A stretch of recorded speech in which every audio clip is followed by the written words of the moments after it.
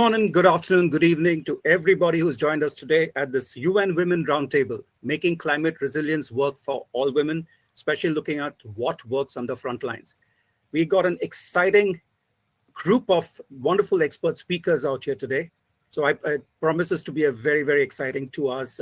We're going to debate this whole issue of climate change and what impact it has on women, actually. Climate change has become a buzzword over the last 2 decades or so, for sure, and rightly so. But what impact does it really have on women? And what does it mean for our planet if we do not address it? I think these are some of the issues we're looking at today as we all join in. I'm not going to hawk this for too long. Just a simple kind of, some housekeeping rules. Make sure that, of course, as attendees, we would want you to actually listen in, put in your comments on the chat box. If you have any specific questions, there's a Q&A panel that you can use. Of course, our presenters out here will be also out here engaging with us. And without further ado, I would like to hand over the floor to none other than Dr. Jean DeCuna. She's actually no stranger to all of us. She's been here last year as well. And frankly, Jean has played a huge role in putting this whole group of speakers together. So please welcome Dr. Jean DeCuna, Senior Global Advisor on International Migration, UNWomen. Jean, the floor is yours. After she sets the context, we'll have a quick round of introductions as we go around. Jean, the floor is yours. Thank you.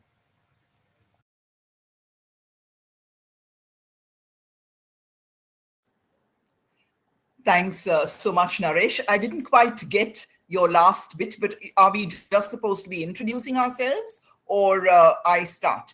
You said the context, Jean, and then we'll do a quick round of introductions, very quick round so that everybody knows who are there on this. Okay. Yeah. Okay. Thank you so much, Naresh. Distinguished guests, colleagues, and friends, a very good evening to each one of you. Well, on behalf of UNWomen, I really want to applaud Idobro Impact Solutions and Partners for so successfully convening this mammoth RISE World Summit, a huge success. Well, UNWomen is very pleased to, in partnership, design and co-organize this event, making climate resilience work for all women, good practices and what works on the front lines. And I'm very pleased to make the opening remarks. Well, to begin with, none of us need reminders about the fact that climate variations, climate hazards, climate risks are a major threat to survival, and that structural vulnerabilities to climate risks and hazards and impacts of climate crises are not gender neutral. So we women, in our socially determined roles of nurturers, unpaid caregivers, small-scale, low-emissions subsistence farmers, small-scale livestock raisers, managers of natural resources, providers of food, of energy, water, and other resources, as collectors of waste, sorters and managers of waste, as consumers of less emissions-intensive goods and services, we emit or tend to emit less greenhouse gases than men. But women are located at the lower ends of agricultural, manufacturing, service sector value chains, and we're marginalized from access to non-material as well as material resources of every kind.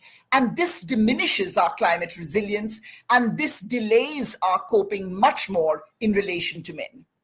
Also, different categories of women are differently and unequally impacted because gender inequalities interact with other forms of marginalization, such as age, race, ethnicity, economic status, migration status, nationality status, geography, and so on. And so we always have some groups of women who are more left behind than others. So let's look at some examples. In Yemen, for instance, where women undertake about 60% of farm work, about 90% of livestock raising, about 10% of wage work, they own only 1% of the land, and they earn 50% less than men for comparable work. And so women, particularly female-headed households, women who own small marginal tracts of land, women who are small herders, women who are landless laborers, and have a much smaller asset base than men, lost hugely, lost their crops, their food supplies, their land, their income from casual work when the tropical storm hit Yemen in 2008. And poverty rates, which soared higher than 40% in the hardest hit governorates, more starkly impacted women. In Western Sudan and in many parts of Sudan, for instance, women spend about 80 hours a week on unpaid activities, which is the equivalent of 2 full-time jobs. And this workload increases in climate crises, in droughts, in floods, when women have to cope in hardship circumstances, for instance, building a makeshift shelters to keep children, to keep family above water levels, to prevent children from drowning, to prevent them from serpents, from snakes and scorpion bites. Or, for instance, women's workloads increase when they have to nurse family members back to health, family members who've contracted drought-related, flood-related diseases. Or when they walk long distances to collect fuel, to collect water, compromising their own health, but also risking accidents and risking sexual harassment and abuse en route. In one of the worst droughts that affected Jordan in the 1970s, female-headed households were 62% more likely than male-headed households to be food insecure. Now, women skipping meals or changing dietary patterns, which depletes nutrition, impacts women much more, and particularly poor women, who in many cultures skip meals or eat last, eat the least, eat leftovers. In the 2020-2022 droughts, which affected the Horn of Africa, the worst in 40 years, female genital mutilation and child marriage reached alarming rates. Girls as young as 12 years were actually married off to men 5 times their senior or older. And this was done or undertaken as a measure of economic survival and protection of these girls, in which we would like to say was really sexual management, female sexual management. Decision-making. Women are rarely consulted. They are often token representatives. They are very poorly represented on decision-making mechanisms, including on climate action and on related migratory movements. Women's migration, the patterns and trajectories, including migration that's climate-induced or induced by related development deficits, often depends on a range of things. The nature of the hazard, the type of the hazard, the frequency of the hazard, the magnitude of the hazard, whether or not women can cope and survive, the damage and loss levels, their care responsibilities, level of resources, social cultural norms, etc. I do want to say that in the protracted drought of 2006 to 2011 in Somalia, about 4 million people moved permanently and semi-permanently to urban areas and to the outskirts of towns, and many of these, 84%, were women and children. Again, in the 2016-2017 drought in Somalia, very acute drought, there was large-scale mobility of women. Women who moved with their families, but also women who moved independently with their children. And those spontaneous urban, semi-urban, peri-urban settlements and sites on the outskirts of urban areas that sprang up were really marked by unsanitary conditions, women's lack of access to resources and services of every kind, a reduction in privacy, safety, and security levels for women, insecure housing, repeated evictions, which really traumatized them. Women were engaging in informal, vulnerable employment, sometimes the worst kinds of labor and transactional sex because they had no other options. And some of the worst impacted women here, and we have documented evidence on this, were in fact older women, women who were chronically ill, women who had disabilities or suffered disabilities, evacuation planning didn't really include their needs. And so they had no evacuation assistance. Families had no wherewithal to transport them to new relocated sites or to new sites, the relocated venues that they moved to. Many of these women lacked access to relief items, and they were often the subject of violence, of robberies, of thefts of their possessions, including their relief items.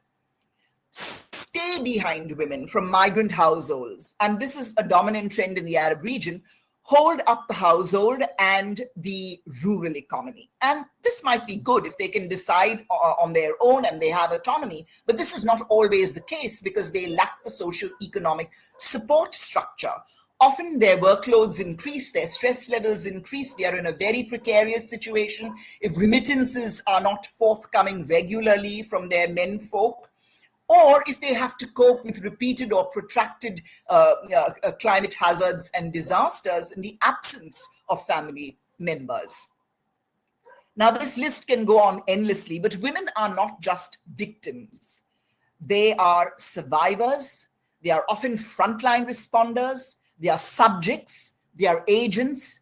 They bring their local knowledge, their expertise, experience, skill levels, leadership, social networks to bear on crisis situations, recovery, and long-term development. And we have some examples for you. For example, Bangladesh's National Cyclone Preparedness Program involves over 38,000 women and an equal number of men to disseminate early warnings, cyclone warnings at the local level on a house-to-house basis, to help in evacuation, to distribute relief.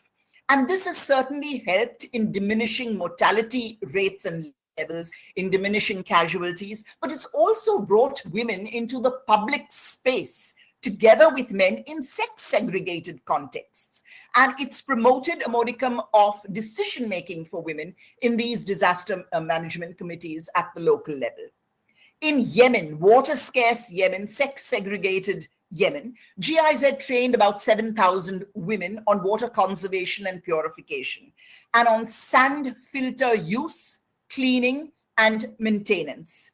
And this was in the Amran district, which is water scarce. This resulted in a reduction, serious, good reduction of waterborne diseases for children, a reduction in health expenditures, a reduction in women's unpaid care workload. They also trained women in leadership skills to participate in the 30 community-based water management committees, which were dominated by men.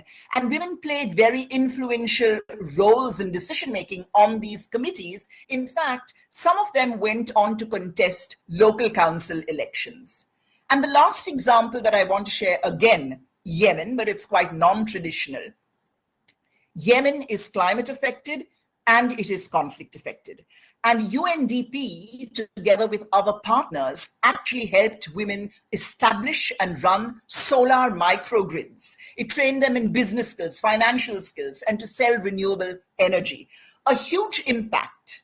Not only did communities receive clean energy, the costs of energy declined or reduced significantly, but women's livelihoods and incomes increased, and this had a multiplier effect on families.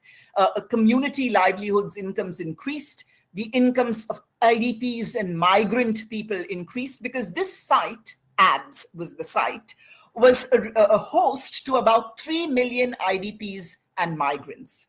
But most importantly, women came to be seen as energy entrepreneurs, occupying the very male space of energy. And these are very small baby steps in the direction of a transformation of gender relations. And here again, the list can go on endlessly, but I do want to close with a few thoughts and reflections. Number one, we tend to treat climate change, disasters, migration that is induced by climate factors, but also related development deficits. We tend to treat these issues in silos. Two, we talk a lot about gender equality and women's rights, often a buzzword, but we often do not address the different and unequal realities of men and women, and we do not tailor our responses to these unequal realities in ways that actually rectify the power imbalance between men and women. Thirdly, we often talk about leaving no one behind, but we don't so often address the specific priorities of different categories of women. For instance, women with disabilities, older women, women who are chronically ill, and so on. Fourthly, we talk about vulnerabilities, and rightly so, because there's widespread vulnerability. But we need to focus on capacity, subjecthood, agency, empowerment. We need to talk about workable practices on the front lines and customize these practices, upscale them, and invest in implementation.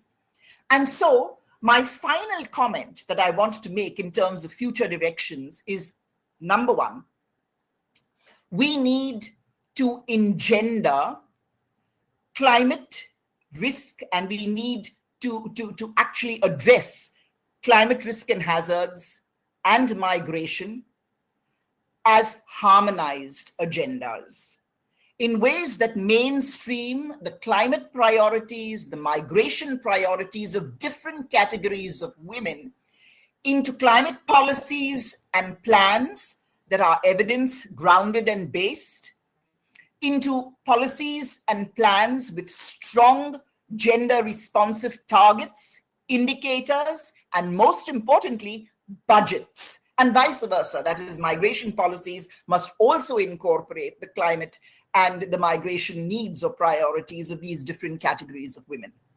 And this requires research and analysis that reflects this perspective. It requires capacity building that reflects this perspective.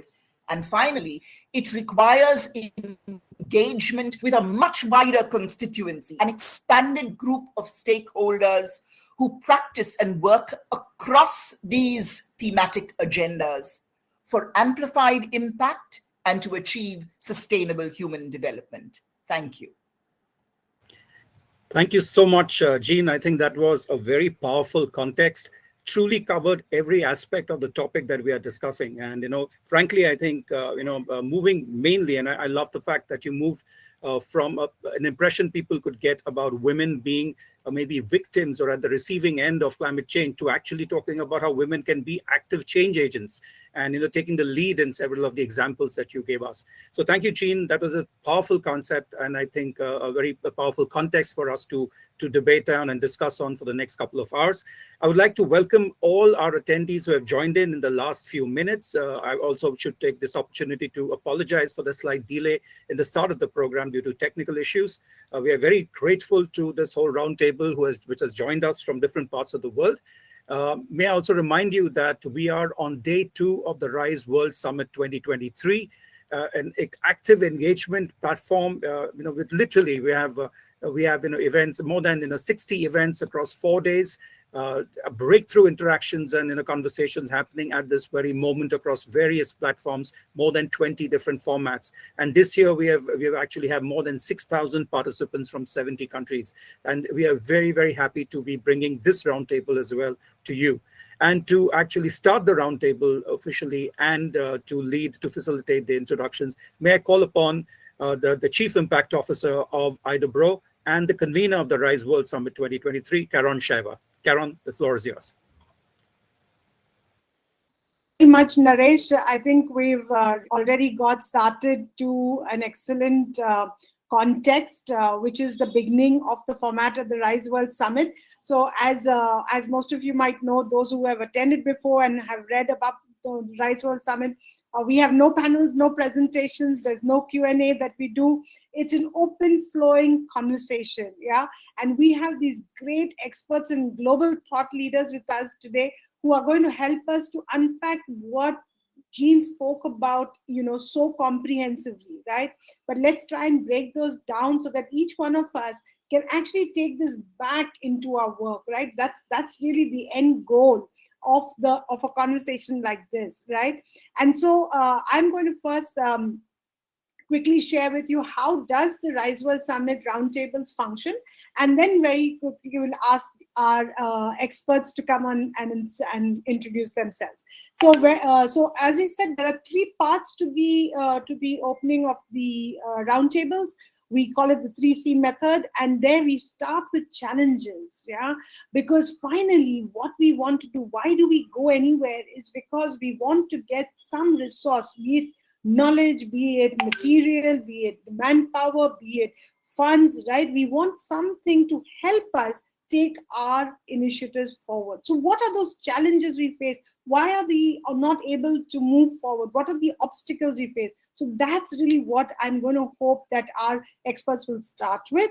And based on that, and also one more thing, we talk about the problems in the room, yeah, which we are facing, right? Not what is out there in the world. Yes, of course, those are of concern, but we can't solve those, right? We have to first try and solve the ones that we are facing. So we are going to start with that. From challenges, we move into capacity and capabilities, right? The idea is, are there solutions? We don't just want to talk about challenges because that's like cribbing. So we need to find solutions. So are there solutions? What are the kind of solutions out there? And then we talk outside the room as well, because we want to definitely get as many solutions as we possibly can reach out to and bring into our conversation. And last but not the least, the most important, or the raison d'etre, as we say, about the Rise World Summit, is to explore collaborations. We definitely want all of us here to find some way to be able to talk to somebody else deep enough to be able to go back with something real as a takeaway, and not just networking, right? But go beyond networking into collaboration. And so this is the 3 steps that we're going to follow. And so if I could request for all my experts to be on the stage, and we will start very quickly, as I said, with a quick round of introduction, just your name, your designation, where are you speaking from, and maybe one word or phrase to say why you are on this round table, whether it's of work or relevance, whatever you'd like to say. A very quick one-liner to go with your introduction. So can we please have everybody on the stage? And yes, and as I said, don't wait, there's no Q&A in this. Please feel free to come in as you feel comfortable. Yeah? So who would like to go first? Please just unmute yourself and go and start the introduction. I don't want to set a precedent here of me coming up first again, then it's a male-dominated conversation. So I'll give the floor to the rest other 2 ladies to let them take the lead, and then I will chip in. Khalas, on that point, Badri, I thank you so much, and I think I'll jump in. Once again, thank you so much to UNWomen and to Rise for this invitation to such a really pertinent discussion. It's incredible how something of this magnitude can come together, and really I'm very pleased that we're discussing such a specific intersection along these lines. My name is Jasmine Lillian Diab. I'm the director of the Institute for Migration Studies at the Lebanese American University in Beirut in Lebanon, where I'm based at the moment. In line with this panel's, conversation, in line with its focus, I hope to bring a little bit more insight in my talk to the intersection between gender, migration, and conflict in the Middle East as it pertains to budding conversations on environmental migration specifically. The Middle East and MENA region more broadly have not really brought forth this conversation as much as it should. Based on a recent paper that I've written, we've attempted to shed light on some of these, emerging realities. So I hope that I can engage a little more in this space with some case studies from the MENA. And thank you again so much. Hi, I'm Joanne. I am the head of programs from the Women's Aid Organization Malaysia. I work with survivors of gender-based violence, and thank you for having me today. And I hope that give you some insights on what it is like for on the context of gender-based violence. Thank you.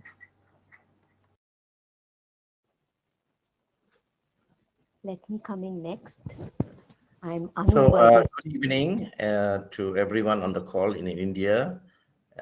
Good morning to those who are in Europe, as well as other other parts of the world. My name is Badri Abdullah, and I'm the Director of Partnership at the UNITA International University. I'm here to share some thoughts on collaborations, how we could actually leverage on partnerships and collaborations to make this work on the front line as the topic of today. I am not an expert in many other areas that were mentioned earlier by Jean, but I wish to share my thoughts on aspects of partnership and collaboration and how we can make this a win-win situation for everyone for a better future. Thank you.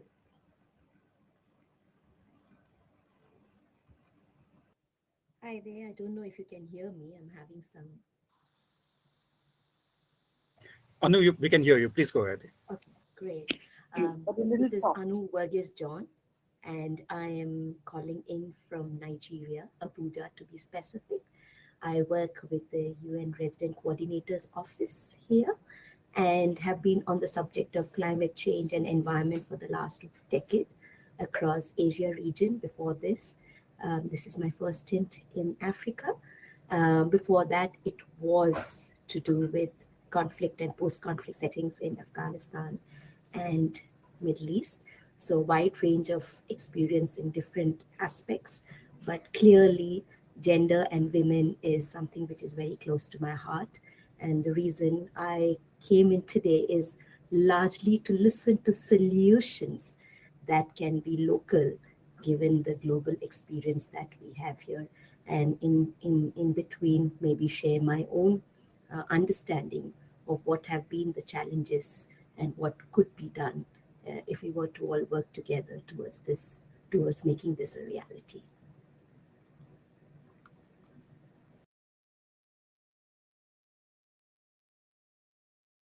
Okay, so I think we have everybody in. Of course, Naresh is going to be my co-moderator over here. So Naresh, you and me are partners in crime. Okay, so let's get started. As I said, we're going to talk about challenges. Yeah, this can be challenges from your own initiative or in your region that you're seeing where you could possibly go back with possible collaborations, right? So who would like to get started? I mean, as I said, it can be something related to your project or anything else. Would you like to get started?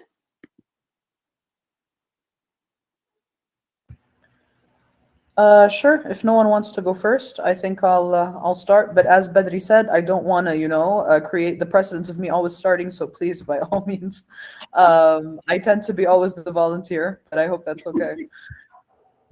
Absolutely. As I said, it's an open conversation. This is not a panel. Yeah. So please go for it. Absolutely.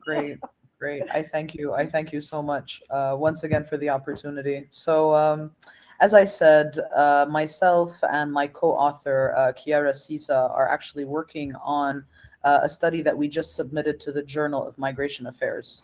I think in the past, one of the biggest challenges in the field of migration, and as we encounter this, as we all work in interdisciplinary studies, is kind of creating this link, right, between the climate crisis, between climate refugees, environmental migrants. This was always a challenge. It was always a challenge to pitch this type of study to different entities that worked in the migration space. They tell us this is not a migration issue, it's a climate issue. This is not a migration issue, it's a gender issue. This is not a gender issue, it's a climate issue. So really navigating this space has consistently been a challenge. Having said that, operating in a region such as the Middle East and the MENA region a little bit more broadly, because of the fact that there are so many different conflicts on the list of priorities for different states in a volatile region such as the one we're working in, particularly when we talk about armed conflict, when we talk about economic crises, when we talk about political instability, when we talk about conversations on social cohesion, and even when we talk very pertinently on women's rights and the access of women to different platforms for this conversation. as we have so many challenges before we get to the climate resilience challenge or the climate resilience conversation, bringing this conversation to the attention of people has been a consistent challenge in our research and in the messages that we try to disseminate as well. So as someone that works in the migration and gender spaces, this conversation on the environment and climate really came at a time, I would say, when we were really struggling to frame this so that people would prioritize it. In the MENA region, conversations on climate resilience and the environment are not big, but as soon as you implore a gender lens or a migration or a displacement lens to them, they're somehow on someone's radar again. So I think I'll stop there for now. One of the biggest challenges for us was really creating that intersection and then bringing forth the interest and the research of pertinent scholars and experts as well.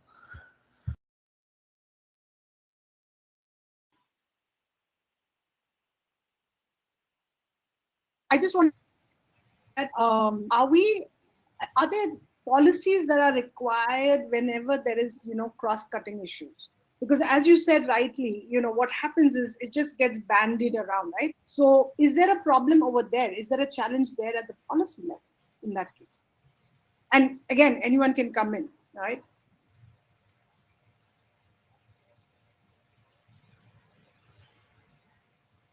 Or Jasmine could respond to that one again before we move on to another issue.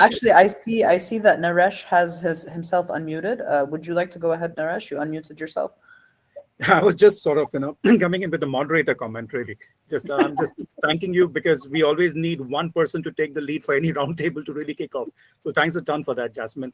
I think I would leave it to the experts here to take it on. Yeah. Right. Yeah. So would Joanne like to add to the topic we just discussed and especially dwell on what Karen asked about policies, especially? Absolutely. I don't know if there's any fixed policies now, at least not here in Malaysia. Definitely not. There are no policies on it. But I hope there will be soon, because as how it's moving, if without addressing this, to have policies in place, we will be in a lot of trouble moving forward. So I hope that there will be some policies made by at least countries in the Southeast Asia soon. Yeah. Please allow me to add on to what Joanne has just mentioned. I think we all know that Malaysia has a new government in place, and in that respect, they have created a ministry that looks into climate change specifically, right? And this is a very interesting development.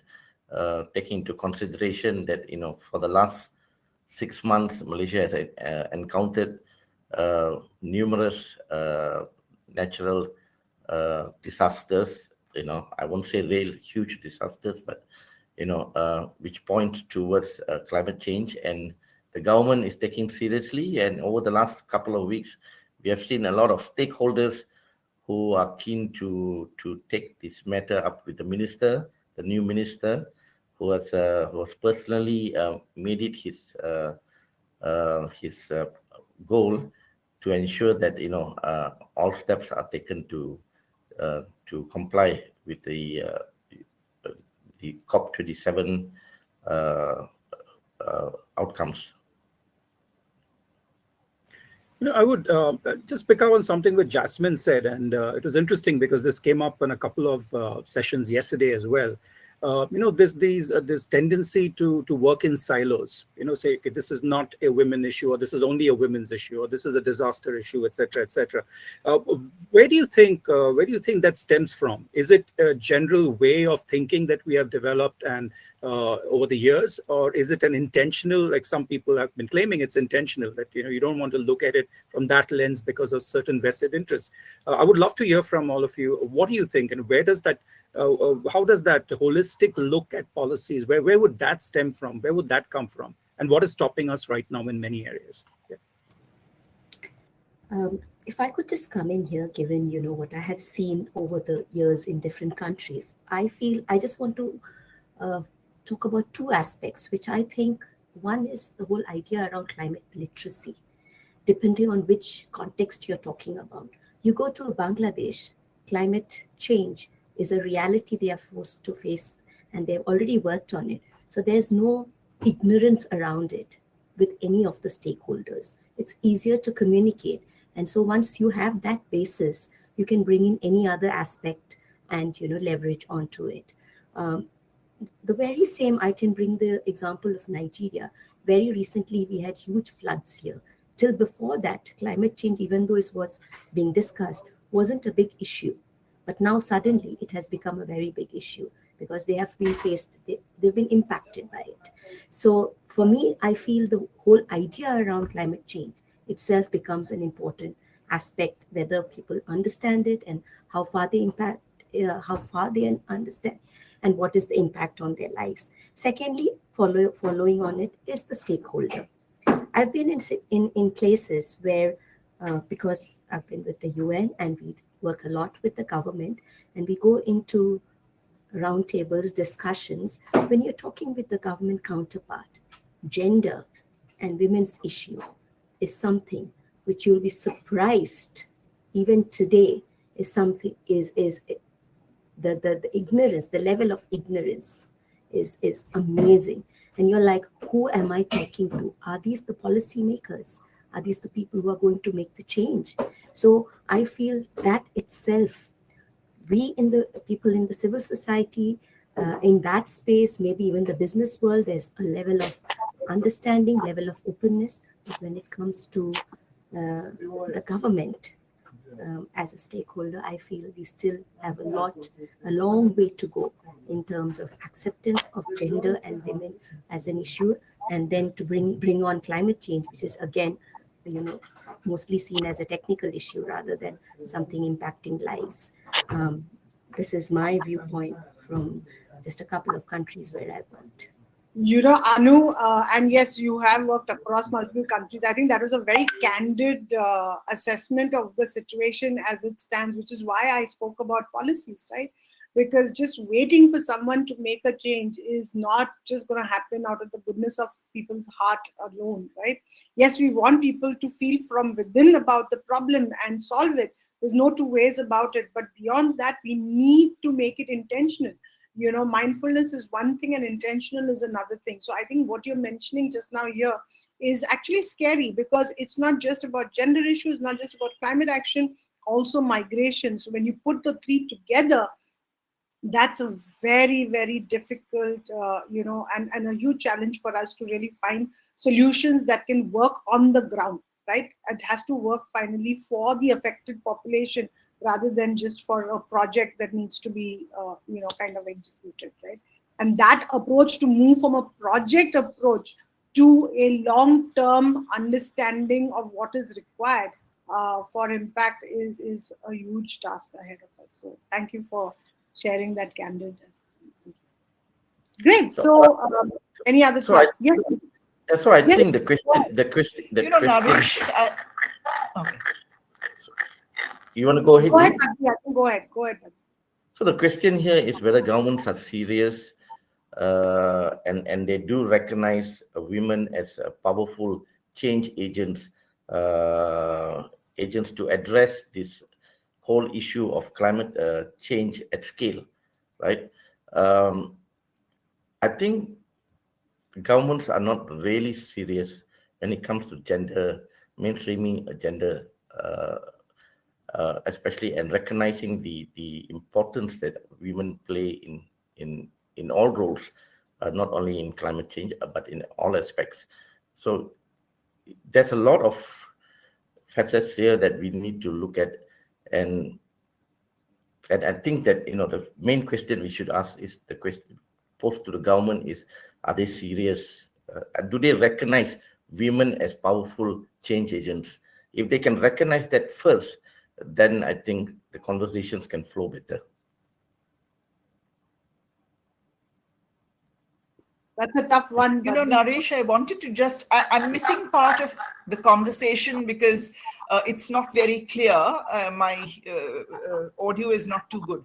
But you asked why the silos. And what I wanted to say, and I don't know whether I've picked up on everyone's comments, but sometimes it's a conceptual issue. You just don't conceptualize or envision it as holistic development. Sometimes it's a capacity issue. You might want to, but you don't know, and then you just do what you know. And oftentimes it's vested interests and turf guarding. So this is what you have and this is what you will do, and you don't want to share that space. So these are the broad, reasons as to why we often work in silos. Completely. I think, Jean, you hit the nail on the head. Yeah, these are, I think, at different levels, this is what one experiences on the ground.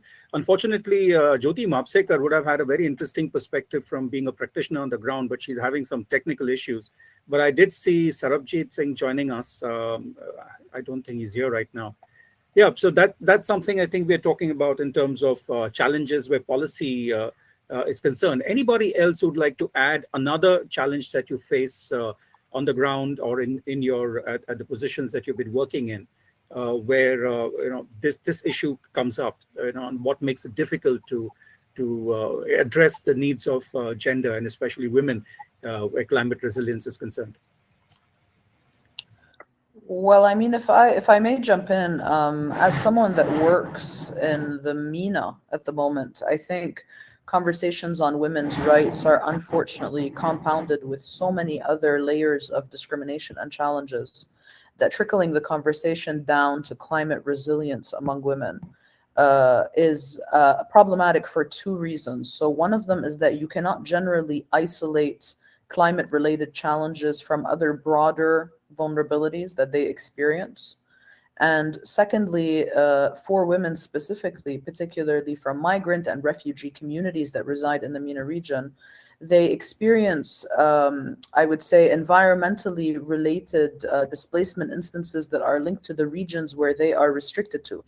So in many cases, conversations on climate resilience, environmental deterioration, and also other climate-induced vulnerabilities are at the direct intersection with vulnerabilities such as access to information, such as access to energy sources, such as connectivity, such as really, I would say, on a very broad level, the living conditions in certain regions as well.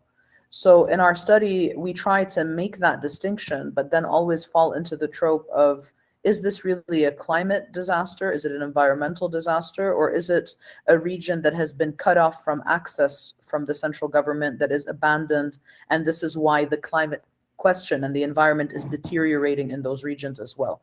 So what is really the root cause of the problem? Because as you live in parts of the world, such as the MENA region, that still have relatively, I would say, regulated and adequate temperatures, seasons that are not too harsh, no real severe weather conditions, as this is gradual and very slow, how do you pinpoint what the root cause of this is? And so it's been a challenge for us to understand whether pollution, whether economic and financial crises, whether the lack of political will, whether the lack of public institutions and public administrations, whether bad governance, what is really at the root cause of this question on environmental deterioration? And how does this impact not only women, but also the broader faction of the population, all the way down to the most vulnerable group, which is often migrant and refugee women as well?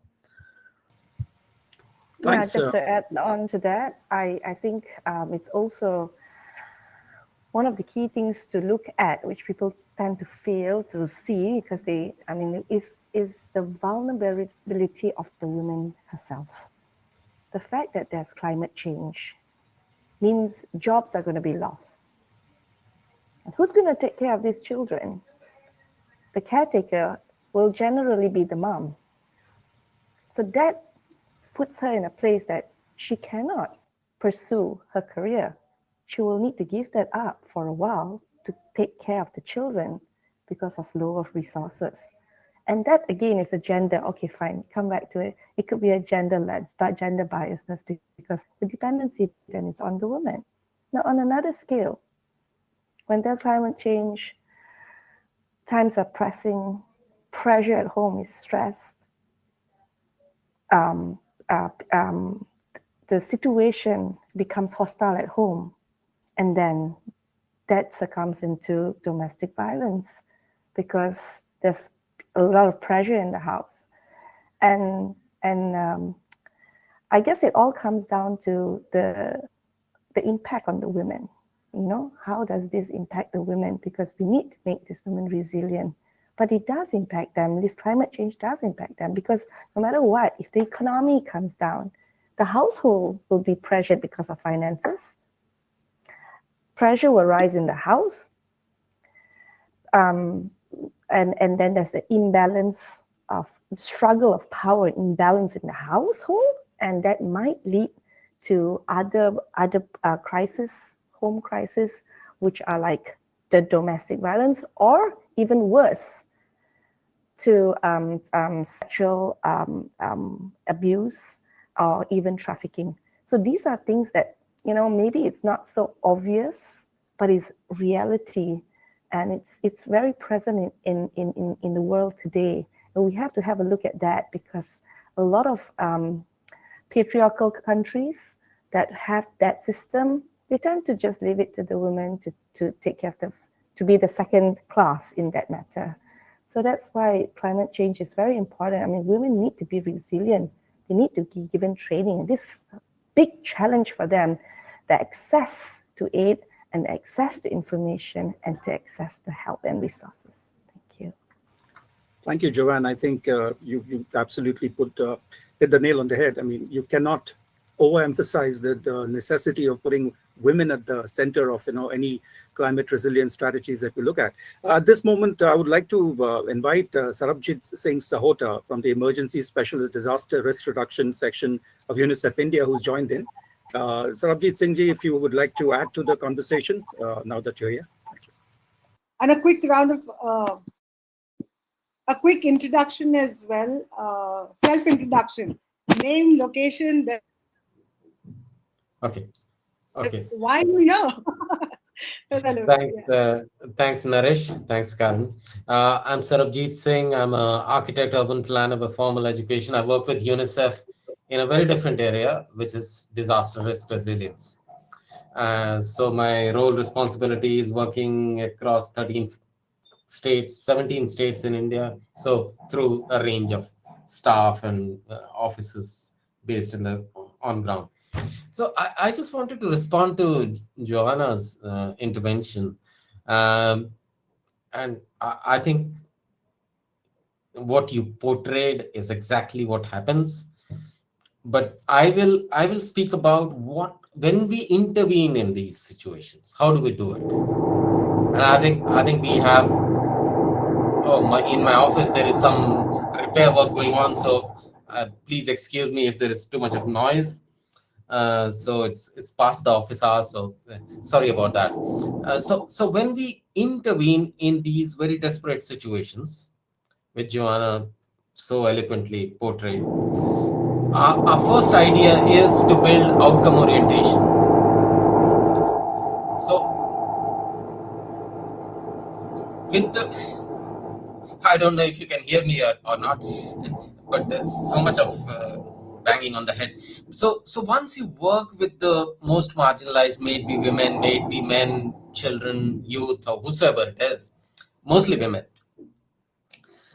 Once your outcome, what outcomes are you looking for? If that kind of perspective, capacity, capability is built, then they are able to make choices. And I think, fortunately, in India, the governance systems and the supply side of things go all the way up to the last house, and one can ensure that you can use a range of mechanisms to support what women want. And I think our role then becomes very simple. One, build the outcome orientation. Then whatever choices they are making, try to build the linkages with the different stakeholders. And in the end, what comes out is really transformative. Women, particularly when we work with women farmers, or women are not accepted as farmers naturally. So, but when they take up that role as women farmer, they transform agriculture, they transform water balance, they transform the nutritional status of children, they would transform the soil condition. So a range of transformative action happens. just by accepting one thing: women as a farmer. So I think that once you accept the expertise of the most vulnerable and build their leadership to go past that threshold which they have set up.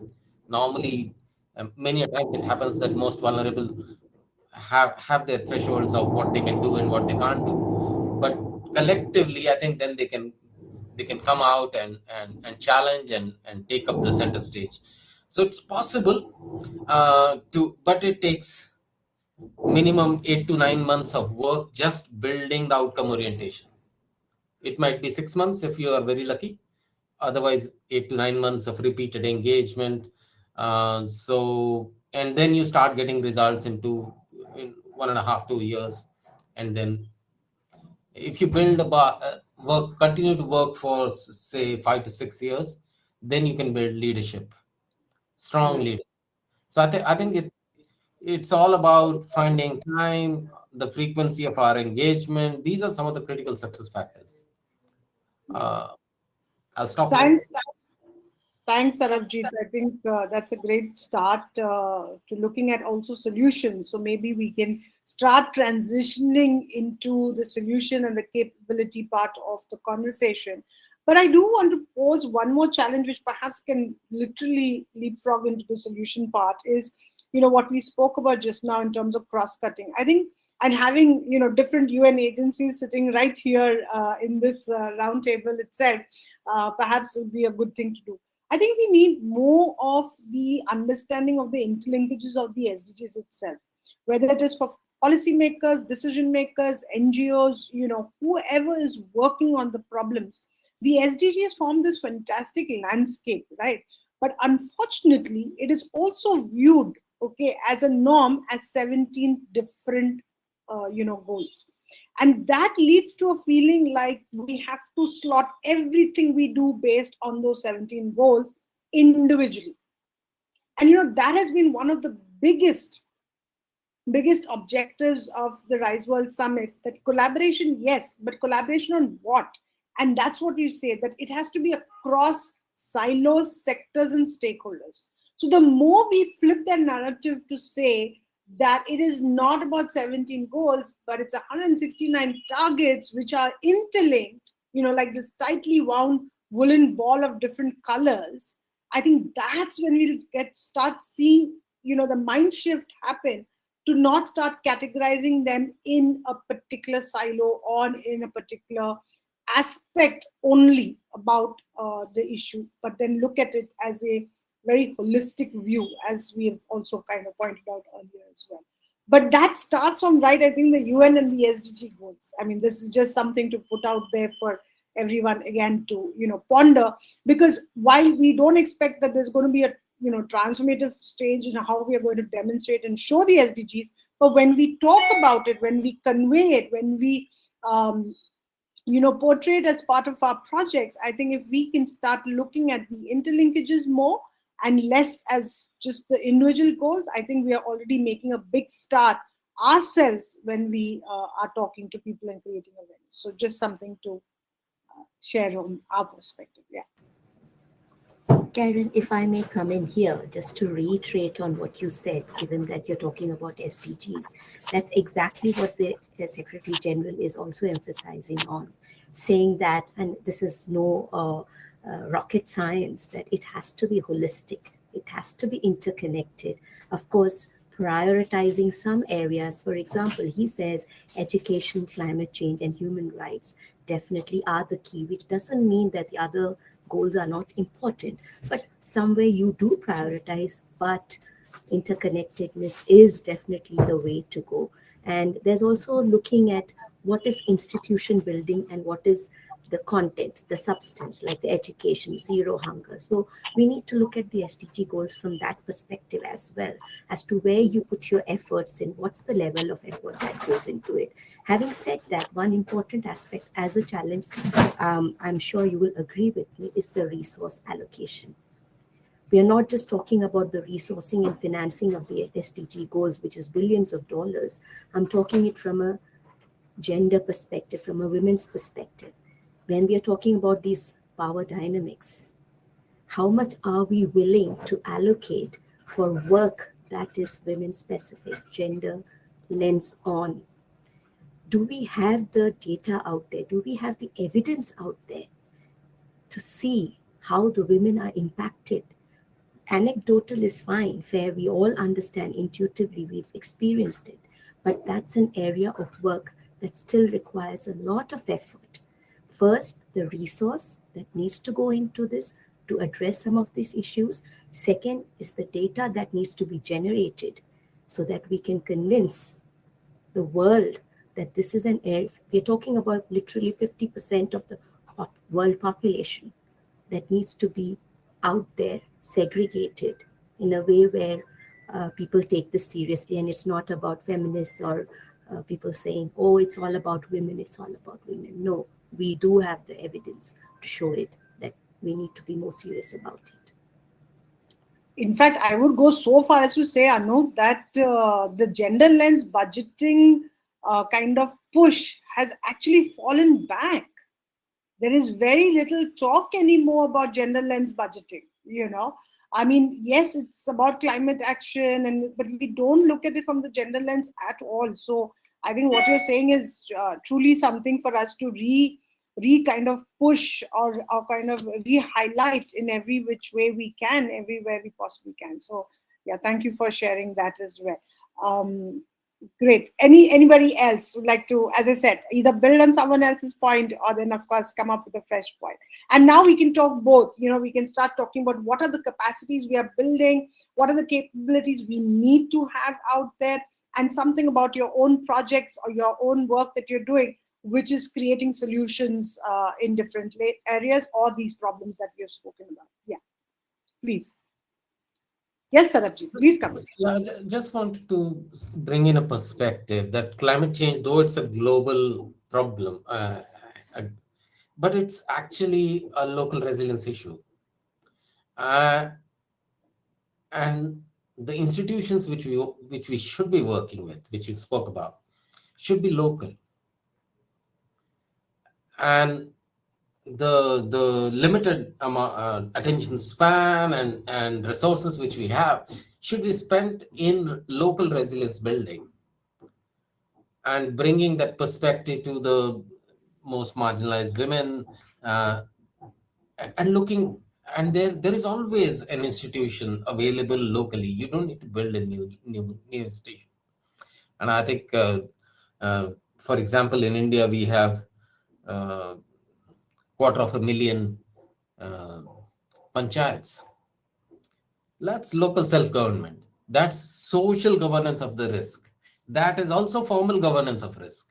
So there is, which is constitutionally enabled. So there is so much opportunity. I'm sure other countries have similar opportunities. Similarly, you have parallel institutions such as women's SHGs, and then I think if you start counting, there will be millions in India, millions of SHGs.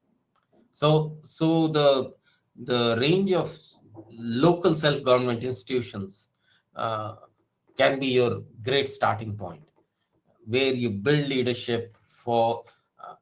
So you bring those people who are the most vulnerable into leadership positions, into such institutions. I think that can be one of. I mean, this is one of our experiences from our programming, and I think we continue to push this line in terms of our programming, because Great. Investing at very higher level doesn't lead to any big results. Absolutely. So I think, yes, those are the two extremes, right, of what I spoke about earlier. I said policies at one end, which is, government and at the higher decision level, etc. But then what Sarabjit is saying is we are talking about what is at the local, hyper-local, level, right?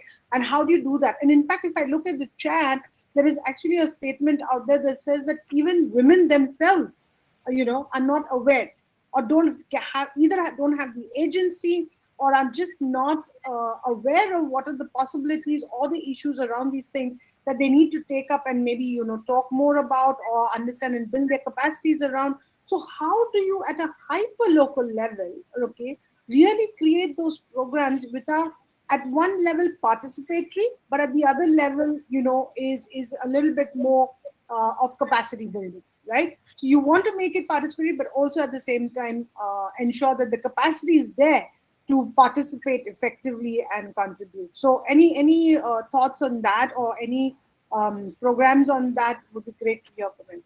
Karan, if I could just add to that, because it's very interesting what Sarabjit shared. So many. Karan, I just wanted to pick up on what Sabajit said, because I think what he said was extremely, extremely important. I think, our work has to, hit and touch all levels. But, the local level is where the rubber really hits the road. So you may have those broad policy frameworks, and that's fine, and they need to be engendered.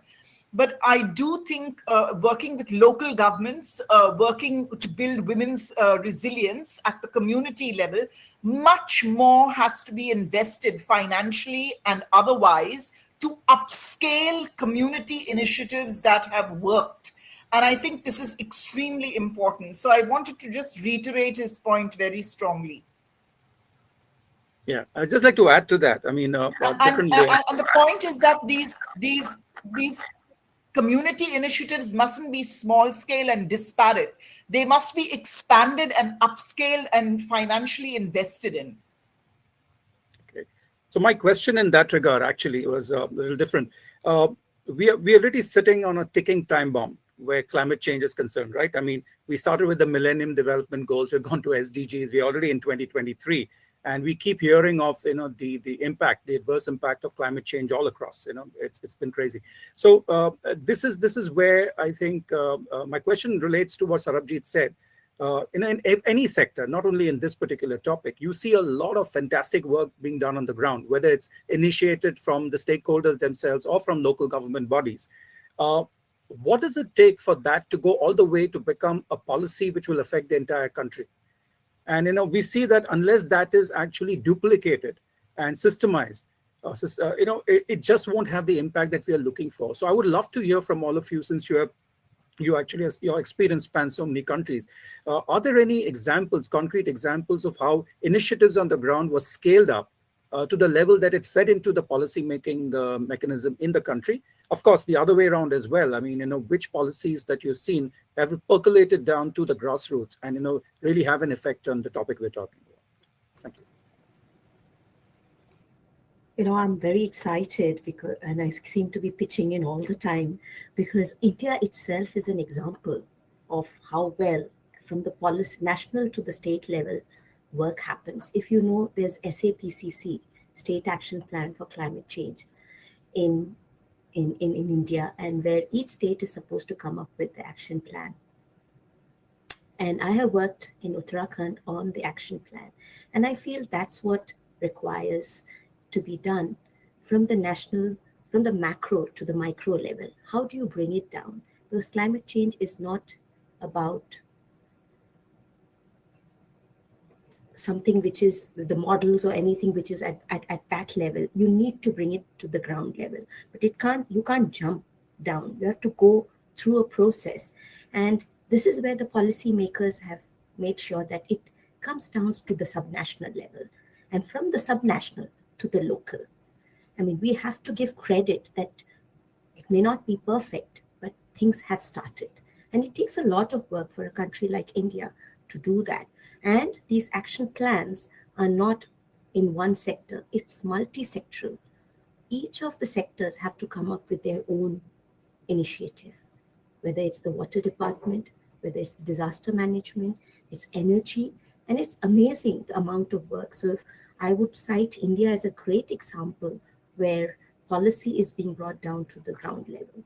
And again, I go back to my own experience of Bangladesh, where we did exactly resilience building in Chittagong Hill Tracts as a program to see, because there you have forests, and indigenous population, so it becomes much more important, where we talked about one thing at the community level, where LGS can also be involved, is looking at risks and vulnerabilities. When you're doing your local planning, the local planning cannot be done without looking at the risks and vulnerabilities from a segregated perspective.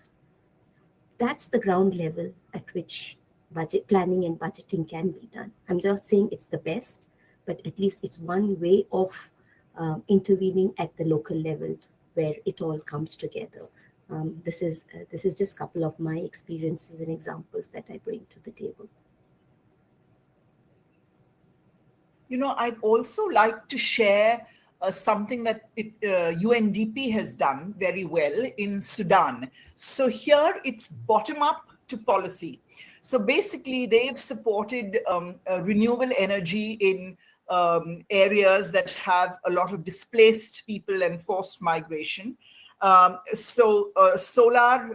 Using solar energy, for primary healthcare centers, delivery clinics, schools, etc. And it's had very good uptake at the local level, but they're using these results to now help the government of Sudan to actually mainstream some of these issues in the development of their national or updation of their national energy policy and their energy work plan. So this is bottom up into policy and planning processes, just the other way around, but it's coming from concrete work on the ground. And, they do want to take it to scale because they're also expanding these interventions to many more areas in Sudan.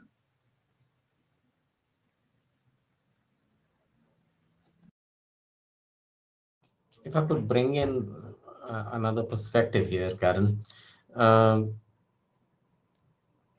Most vulnerable, you go anywhere in the world, they want just two things: safety, security. Security of water, food, livelihoods, etc., or nutrition also. And then safety of their productive assets, housing, livelihoods, etc. So it's not very difficult to define a tangible agenda. So first of all, I think if I keep my organizational mandate little low and go to the most vulnerable to understand what do they want, and then build some perspective. And in our work, we try to put our mandate, children and child related sort of outcomes as at the outcome level, not as the main program. So if you start working on, say, nutrition sensitive agriculture or climate sensitive agriculture or on water security, which are quite interlinked, you don't require separate programs for that. So it becomes very easy. After a while, you see better attendance in the school. You see better nutritional outcomes for a girl child, and so on and so forth. So I didn't do any programming related to my mandate per se as an organization. So I think it's a new way of looking at things in a way that if you can keep your, don't go there with your resources, go with your knowledge, go with your perspective, and go with your ears to listen, and then mobilize, organize, and then probably that way it works better in the current situation where our problem is not so terribly, it's not defined. You have to really cast the net wider in terms of problem definition. It's not a simple problem. So the moment we define the problem a little more flexibly and a little more widely, then the things start falling in place. We work with 50,000 farmers in women farmers in Marathwada, and I think today they are. We never took any agenda with them. Today, many of them are entrepreneurs. They, as I said earlier, they've also influenced a lot of local policies. Policies don't need to happen only from the national level.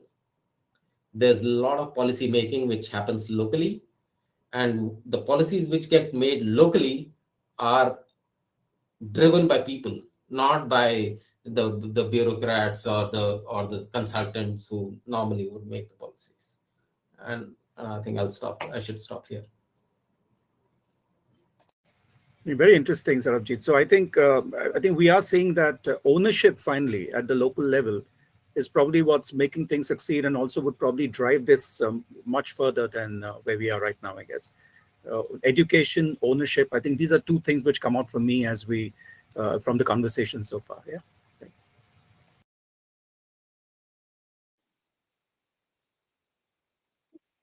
As we keep moving ahead, I am going to throw in another question for all of us to start thinking about in terms of, both capabilities as well as the collaborations, right?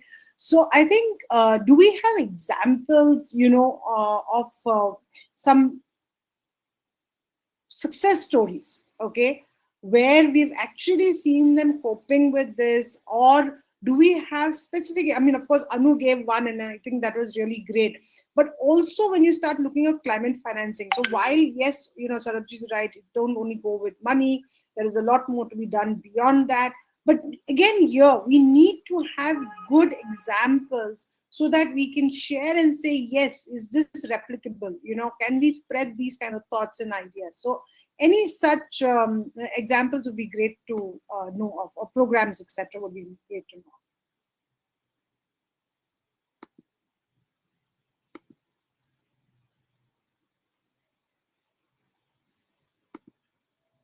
So shall I come in here?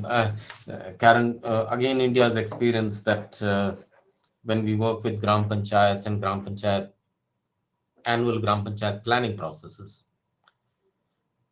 why we are excited about Gram Panchayats is that it's constitutionally enabled. So Constitution of India provides Gram Panchayats that self-governance mechanism. And the most important thing from a climate perspective is that they govern more than 50% of the land mass of India, which means might be 50% of the land-based resources and range of ecosystems and whatnot. So it's just a matter of building certain perspectives, bringing certain kind of institutions which are non-traditional, maybe forest, maybe water resources management into the whole process. And so I think the funding flows. All these institutions have fund flows. The agenda is not flowing. We need to Karen, we don't need funds to flow. Funds are already flowing in our institutions. We need newer agendas to flow into our institutions. And I think if we start looking at that, then we have range of collaborations coming out of this. There are fixed stakeholders. I'm just coming out of a meeting where we were discussing social protection. How do you repurpose existing social protection for addressing climate risk? And I think they're willing to do anticipatory response. I mean, so social protection can be in varied forms. So I think stakeholders are willing to listen and collaborate. Look, collaboration is absolutely key. I think there is no two ways about that. Yeah. And we should definitely be looking at it, because that's one way of ensuring that we are as efficient as possible in what we are doing. So there is of course, that is no doubts about that approach to this, right? So in terms of collaboration also, okay, what are the other examples maybe from the other regions, where maybe we can talk about successful models of collaboration and capacity building? Any thoughts?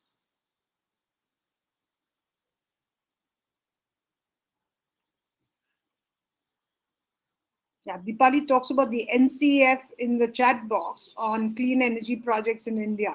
And yes, there are many, in fact, Government of India has got quite a few schemes that finance women, especially under the self-help groups, portion of it, to take up a lot of entrepreneurial activities that will help to combat climate action. So there is definitely those initiatives that are there. But I think what we are looking for right now is also from a point of view of migration, right? Given what has just happened in the past, what is it that we can do to make those changes happen on the ground? Yeah, Jean, do you want to come in maybe from a migration perspective? I'd like to ask Jasmine to respond, because that's her forte, and I've been talking so much. So, unfortunately, Jasmine there? Jasmine dropped out. I don't know, she may have had some technical issue. Okay. So could you repeat your Go ahead. question, Karan? So I said, while there are many other opportunities for women, like self-help groups, financing them directly through the Government of India schemes, for climate action, not necessarily climate action, but from an entrepreneurial approach to taking up such kind of initiatives, like the solar one that Deepali has put in the chat box. Are there any such opportunities, especially from a migration perspective, that helps women to deal or come up with solutions around those?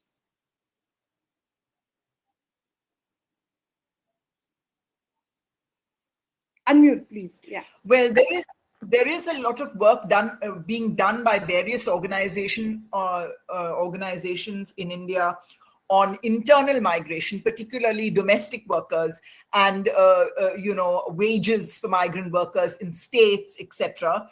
There has been a long-standing bill that has been put forth for domestic workers, including migrant domestic workers.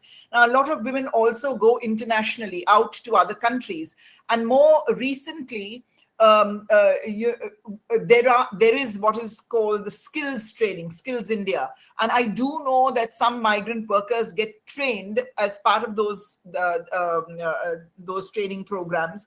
But I would say a lot more focused work needs to be done on women migrants, particularly moving out of India.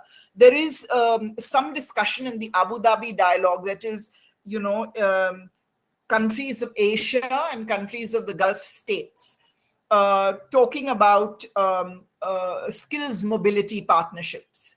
Now, there is work between India and between some Gulf states, UAE and others, on construction workers, so men construction workers, but very little focus on women. We do have Sri Lanka and Bangladesh, for instance. So I've done a lot of work on women migrant workers in this cross-country migration in terms of MOUs, in terms of skills mobility partnerships, which are part of the MOUs, in terms of very dedicated skills training.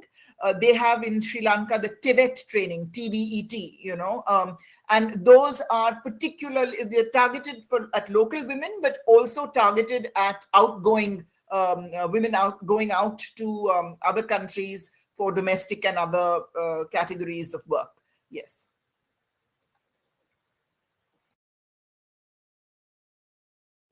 Awesome. Thanks, Jean, for bringing that in. Badri, you all have worked with women and women entrepreneurs, especially again, may not be specifically from a migration perspective, but more from a point of view of, kind of enterprise. And that also relates to climate action, because, one of the things that I believe, and we have one of our verticals, so we have 3 verticals, right? We've got the partnership vertical, we have the entrepreneurship vertical, and then the citizenship vertical. And under the entrepreneurship vertical, we work with what we call the WSGE. So in India, many of you know, we have MSME, right? Which is micro, small, and medium enterprises. And it is my belief that if we have to push the needle really, then we need to look at WSGs, which is Women, Social, and Green Enterprises, okay?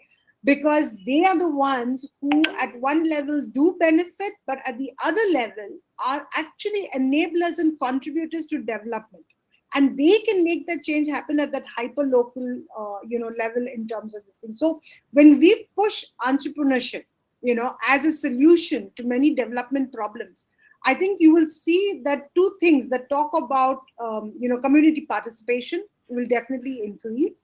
And the financing issue also kind of gets integrated as a part of your program very automatically, right? So are there such kind of programs that encourage women entrepreneurs to take up green enterprises, include circularity, bring in the entrepreneurship and the environment and eco-friendly elements into businesses? I think that would also contribute a lot to combating these issues. Yeah. And of course, Joanne, if you'd like to come in as well, please. Yeah, go ahead. Badri. So to answer that, in Malaysia, we can see an increased social entrepreneurship. right? Many women are actually founders of social enterprises, and they've gone and they're making an impact, and they are the voice of all the other women out there, and they're, they are the COVID pandemic has actually created a new breed of social entrepreneurs, right? And they are all women. In Malaysia, we can see that growth, and I'm not able to back this up with data, but personally, I know because I'm very much involved in the in women empowerment. So I've gone through a lot of discussions and roundtables similar to this, but there is tremendous growth in women participation in social enterprises, and that's a good indicator. And going back to your question again, on the WSG aspect, right? Here is the green aspect is just picking up. It's just picking up, and that too because of a lot of the buzzword in businesses now is ESG, and we know that the ESG, and all businesses are now sort of putting in place ESG frameworks, and it's already a regulatory requirement for those in public listed companies to have ESG frameworks. And as a result of the S part of the ESG, businesses have gone beyond the CSR concept, and they are now very much involved in lifting the uplifting the women, especially in social entrepreneurship. The green part, I think, is slowly coming, is slowly building, and we can see a lot more of women participating. A great job. Yeah.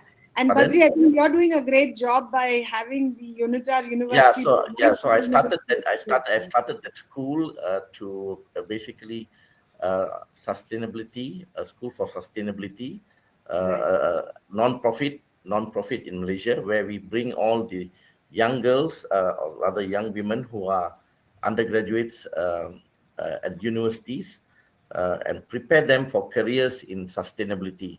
And all these young women actually come from low-income family background, and this we've got the data. We have already piloted one group, and success is there. The hunger and a lot of them are so interested and keen to make this world a better place. Selling this message to them for a sustainable future, makes, I feel really proud because, these are all young girls, 22, 23, who are, about to graduate in September this year. They already have jobs waiting. So the school is becoming like a talent pipeline. So we work with the chief sustainability officers, and we prepare them with all the UN certifications. So this all are available free. So we prepare them, climate change. They do the UNCC1 climate change certificate. We did a green financing, sustainable finance through GIZ, United Nations, also same platform, CC1, and they completed these certificates, although it's self-paced learning. So that by itself, makes you very proud. It's not facilitated through the videos, through the self-learning. They've completed it within the time frame. So I think there's a lot of young girls out there who are very keen to play roles in sustainability, and I hope to play and I hope to be that catalyst. Great. Thank you so much. It's interesting you brought up this whole the issue of ESG. I mean, ESG is becoming quite a buzzword. If you even see the number of conferences that are happening right now based on ESG. Now, there's been some criticism where ESG is concerned, and that's addressed to all of you, actually, not necessarily to Badri itself, where there's a fear somewhere, and maybe it's an unfounded fear, that ESG policies that are being perpetuated through organizations, companies, or whatever, are not really rooted in the local culture, local ethos, or local practices. And it's like a one size fits all. So do you think that are we not learning from the lessons of the past, and we are trying to enforce an universally accepted environmental sustainability kind of guidelines? For example, I think you've got enough experience in the past where local architecture, local practices have actually caused some pretty positive impacts on the ground. But looks like the ESG, some criticism has been that the ESG thing is just being something which is being thrust on people. I would love to hear some responses. Joanne, you have not spoken for quite some time. Any Yes. thoughts on that? Okay. I'm going to speak to you on a perspective. We're talking about this ESG. Actually, I was going to speak about the social enterprise, but I'm just going to speak a little bit about this ESG. So yes, there is no perfect prototype. ESG is one statement, but it may not be applicable to many countries. I'm going to give you a very simple example. Malaysia, actually, the Women's Aid Organization's Child Care Center happens to be the first childcare center which is completely green, green. Okay, so the concept of the architecture is it's very airy, a lot of light, open spaces. Is it sustainable for us here in Malaysia? It's a bit of a challenge. We're a tropical country and there's rain. And when I mean rain, it's rain a lot. And of course, the sun, of course, in Europe, there's a lot of windows. They use a lot of windows, right? But here in Malaysia, the sun is all 12 hours of the day. It's hot. So we need to cool the room down with air conditioning. Isn't that like conflict? It's a total conflict of what you're having, this green building, right? So I'm not saying that it's bad. It's just that sometimes it works for certain countries. And sometimes we, of course, have to have that. We need to navigate around it to ensure that it's sustainable for the work and the environment that we are in. Something that will work in a tropical country may not work in Europe or anything under the lower side of the hemisphere. But where it has to be tailored. So where I am with this ESG is, yes, one size fits all may not work because we have a very prominent, the one and only green building as a shelter for children of crisis. And yes, it is green, it's wonderful. What we do have to overcome is some of the challenges. How do we now rectify or tweak it a little bit to ensure that it's sustainable for us as well in a tropical climate, because it's hot and it rains a lot. And yes, as the airy bits are wonderful, but we have to contain that dust and that heat for the children as well. Now, I'm going to just touch back just now on what Badri said about social enterprises in Malaysia. Indeed, I echo him.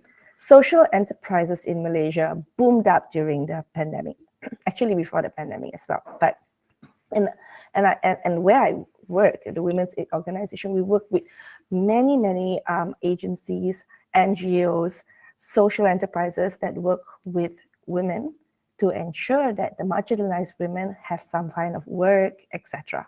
What I can highlight to all of you is that I am happy to see that there are many initiatives that include upcycling projects. Now, we work with marginalized women who are refugees, women who are from the B40 community. What is the B40 community? It's below 40. That means it's the lower income level for Malaysia, the B40 women. And we work with them. But teaching them the technical bits of being green or sustainability or what climate change can be very difficult for them to understand.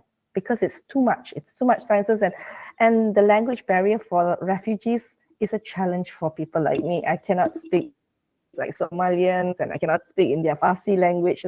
So what we can do in our capacity to help these refugees understand a little bit more about climate change is to instill in their projects upcycling, for instance, like upcycling the materials that are already waste and using that as a project, like sewing banners. Let's just talk about banners, political banners, event banners that are on the side of the road, and converting them into bags, so converting them into products that can be reused again.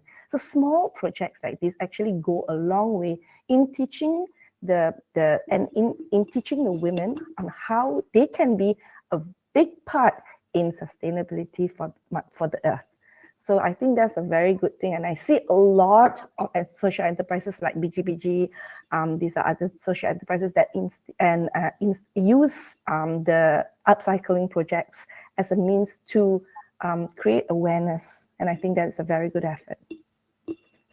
You know, I would have loved to have Badri and you on my roundtable tomorrow morning, which is on inclusive, leveraging capital for inclusive procurement and sustainable practices. This would have been exactly fit for that that part of the conversation. But anyway, always good to hear such inputs, you know, at different points, because it also brings in diverse ways of thinking at things which sometimes we don't do, right? So, great. Naresh, what do you think? How are we doing for time? What do you think we should be doing now? I think we should be moving towards winding up. But before that, I think, Jyoti Mapsekar, unfortunately, would have been a fantastic addition to the table. And she's had major technical issues, but she's joined as an attendee. And I would just like to highlight a point she has made. And I think that kind of also, it kind of fits into the kind of conversation we just had over the last 10 minutes.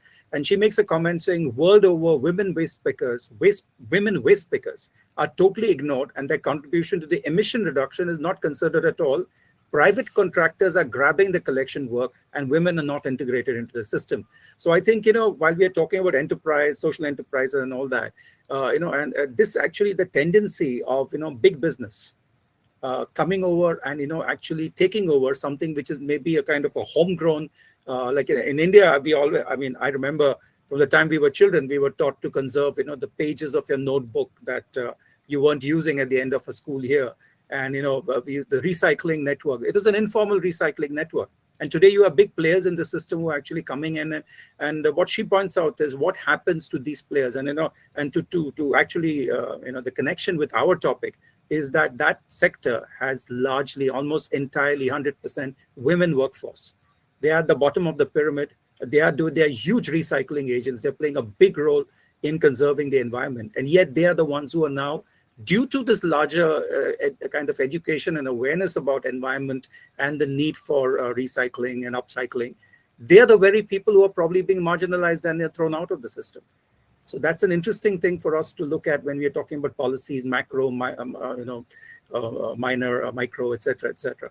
So yeah, Karen, so yes, I think we need to start winding up now. Yeah, so let's... Yeah, absolutely. So maybe we can have one last round of last thoughts and ideas that we want to share with our participants. Would be really nice to go around the room real quick. Anu, do you want to get started? Would you like to do that? Yeah, given that we're talking about social enterprise and environmental sustainability, I really don't want to refute the importance of it. It's very important. But when we talk about climate action, we have to understand we are talking mitigation and adaptation. And we cannot shy away from what is the immediate need when it comes to adaptation and how it's impacting women. And that's where even social enterprises need to come in and the businesses need to chip in. Are we talking about micro insurance for women's enterprise? So that's an area of work which I think is not much focused on. We all jump onto the bandwagon when it comes to environmental sustainability, social enterprises from a mitigation perspective or contributing to reducing their emissions, energy transition plans, etc., which is wonderful. But I think this is also equally important, and we should keep that in mind. And if we can get the private sector or the social enterprises looking at some of these solutions, homegrown, not something which is brought from outside, which has to be relevant, I think is most important. That's the only additional thought I had from my side when talk. And I want to end on, from my side, end on one note, that even as much as we're talking about women and climate action, I still believe that there's a gender perspective to it. We can't work with women in isolation without bringing in the men and the rest of the society, even if it is impacting women. So how do we build that narrative is, of course, is important, and who we focus on. But we clearly have to start talking in a way where women are not in the blind spot, but the gender responsive actions need to be in place. That's my last word on it. Yes, gender partnership. I'm with you there.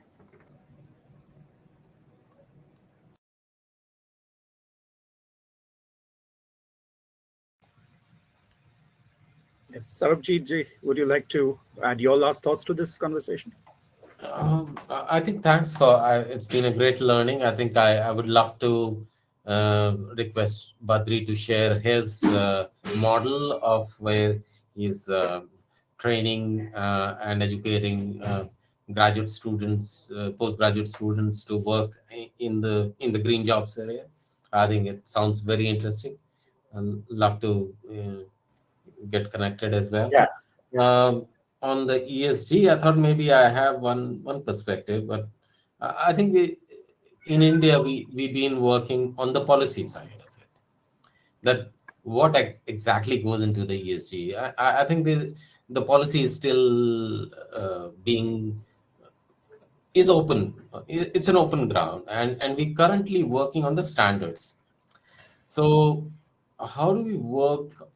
We're working on standards with Indian Institute of Corporate Affairs on how do civil society and the ESG, uh, so CSR and range of other sort of industry resources work, and what standards do they follow? And I think there are opportunities. And if there are agencies which are following, which are throwing standards set of, okay, this is the shelter, take it. No, I think that it doesn't conform to any of the global standards which have been set for ESG. So I think we got to make our compelling arguments with these industry uh, leaders that you got to follow certain standards. And there are GRI standards. There are a range of other standards which we can use. Second point on ESG was that how can we help industry move from a compliance idea to a aspiration?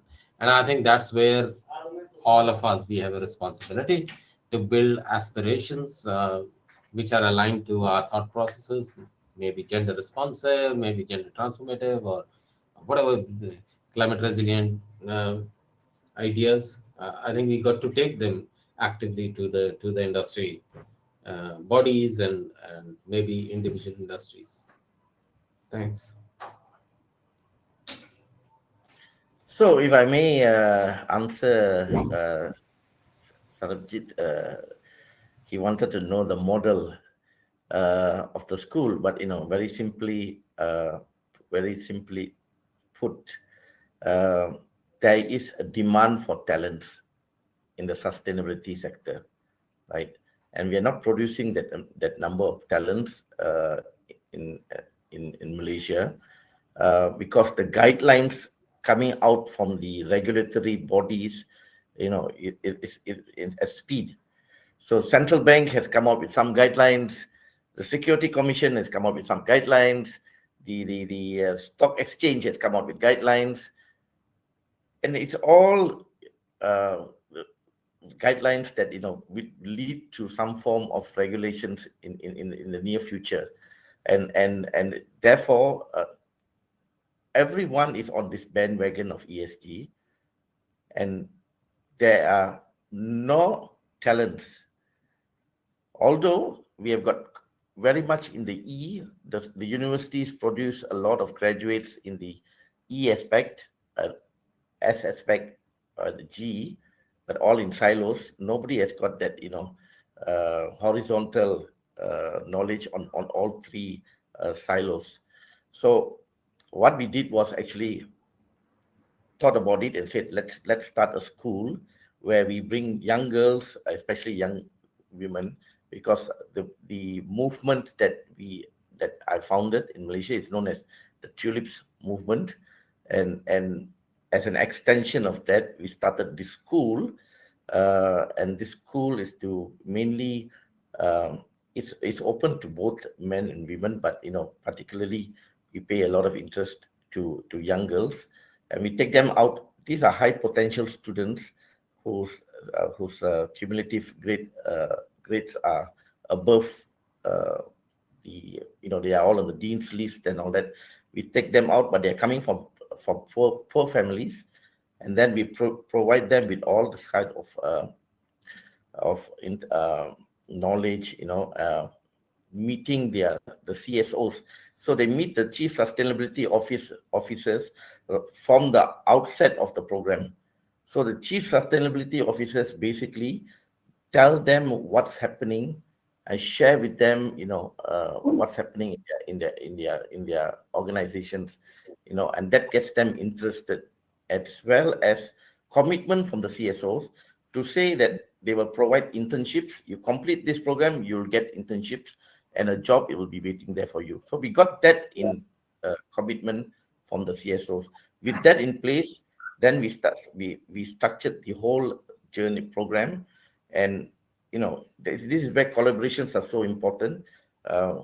Using my network of collaborations, I've got United Nations chair. Badri, if you don't mind, it's we are running out of time a little bit. Right. So just to add on. So we have got the UNESCO Chair of Education for Sustainable Education for Sustainable Development, ESD, Earth Charter International, to partner with us, and therefore we have started the courses from Earth Charter, and the students are put onto this learning program, and then they go into mentoring, they go into coaching, and then exit, they will get a job. So that's just a simple model. Yeah. Thanks. I think great work happening there, as I said earlier as well. Karan, yes. Most of the time I couldn't really get the conversation, so I'm not hearing very well. But I do want to share, three short things in terms of activities or interventions that UNWomen has done. Number one, I think we have in over 20 countries in Africa, we have focused very much on climate resilient agriculture, smart agriculture for women. So this has been in the realm of, drought resistant seeds, livestock, adapting livestock, cropping patterns, changing in cropping patterns, storage facilities, access to markets, climate sensitive information to women, etc., which has reaped results in terms of raising livelihoods, income, in decision making. So that's one piece. The second piece that I want to share with you is in the regional office of the Arab states. In this region, there's a huge number of women. 50%, I think, of women are in STEM fields, graduates, but that doesn't really translate into jobs. So we have just launched a program with the League of Arab States. We are looking at women in the green economy, so promoting women in green jobs. That's one piece. And the third piece that I wanted to talk about was the Abu Dhabi dialogue, that's migration, with Asian countries and the GCC countries, and they have just commissioned a research to us. This has been, part of a work program on the future of work for migrant workers, and the governments have chosen the energy sector. So non-renewable energy, solar energy, and basically we are looking at the India-UAE corridor. So for migrant workers, but also looking at, we have to look at it in conjunction with non-migrant locals, as well as what jobs will be open for migrant workers. It's a place where there are no women, and the profile would be terrible, but to see what the potential opportunities would be. And this is what, the Abu Dhabi dialogue is asking of us and some partners. So we are working on that research. Just to share that with you.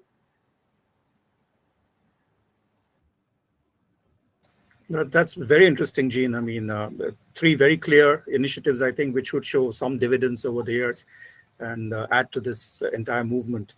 Any final last words before we close? Karan, would you like to take that on? I think it's closing time, so we will stop here. But thank you all very much.